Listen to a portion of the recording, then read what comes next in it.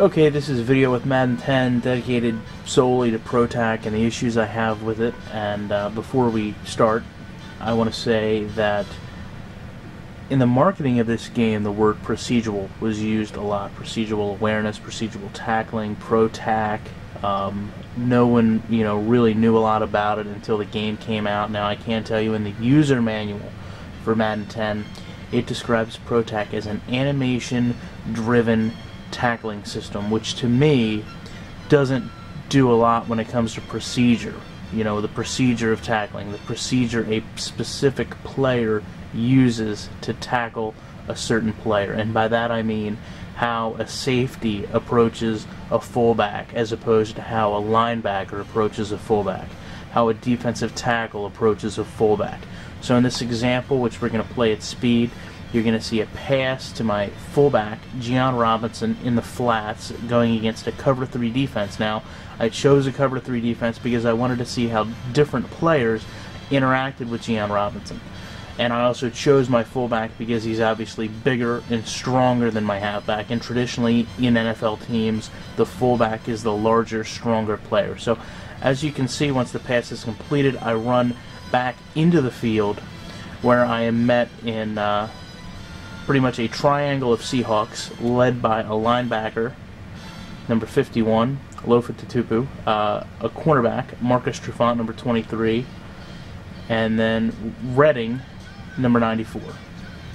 And you can see now, in a real-life situation, the linebacker is going to hit me differently than the cornerback is going to hit me differently than the defensive tackle will, because those players understand their strengths. Marcus Trufant understands he isn't as strong as Gian Robinson, and his only attempt to tackle him would be to maybe tackle him low. So here's the issues with Pro Tack. You can see the linebacker hits me square, you can see the defensive tackle comes in and hits me square, and now you can see the cornerback comes in and hits me square. So all three players have used the same animation to tackle me. And then again, you also see a safety coming in, number 21, Jennings, who again uses the same animation. So every player is respected here from a defensive standpoint, trying to tackle what is essentially, at least for the Colts, my strongest ball carrier, the fullback. Yet all the defensive players use the same tackling animation. I don't see that as proper procedure when you talk about how a safety and how a corner approaches a fullback. Now, to me, it's a moot point that there's other players there. They should not all be using the same tackling procedure to try to bring down my fullback. As you can see here, Ryan Deem, my offensive lineman, starts to motion shift and then immediately jumps out. But his impact in this play is registered with Pro Tack because Gian Robinson falls forward.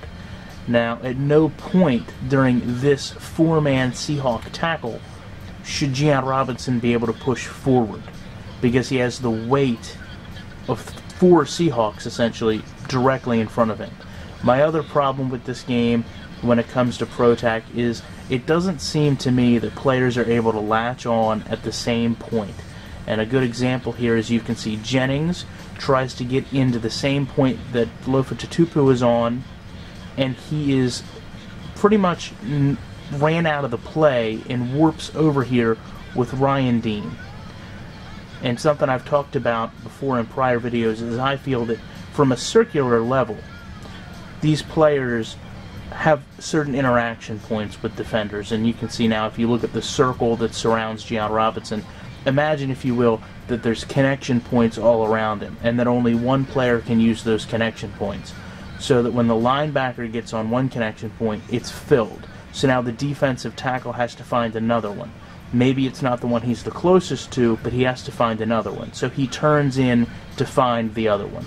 Again, the cornerback, Marcus Trufant, he has to find another one. So that means he warps until he finds one. Now Jennings, the safety, can't find one where he is because there's 2 players already taking those 2 slots. So his only options are to either loop around and push Gian Robinson from behind, or simply be negated in the play. So what happens, Ryan Deem warps through and then knocks Jennings, who apparently has no strength or no agility or no momentum at this point, out of the play. So again, you have every defensive player possible tackling my fullback the same exact way. I don't see this being any type of proper procedure, and I don't see how Pro Tack can aid in Madden if it's just another animation-based system they've added into the game.